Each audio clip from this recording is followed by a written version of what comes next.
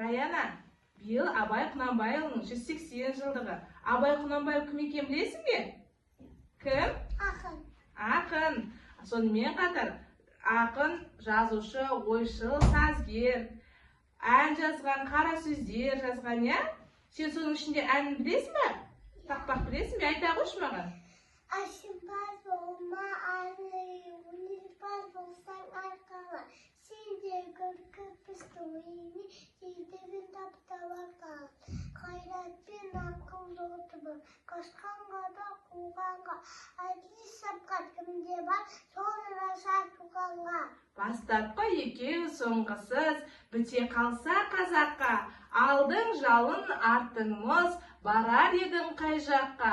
Пайданы көрсең басырып, мақтанды іздеп бәйгі алма, мініңді ұрлап жасырып, майданға түсіп бәйгі алма.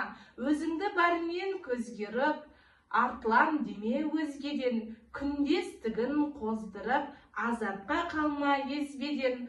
Ақырын жүріп анықпас, еңбегің кетпес талаға, ұстазды қылған жалықпас, үйрет өдем балаға. Абай ұлттың рухани шамшырағы.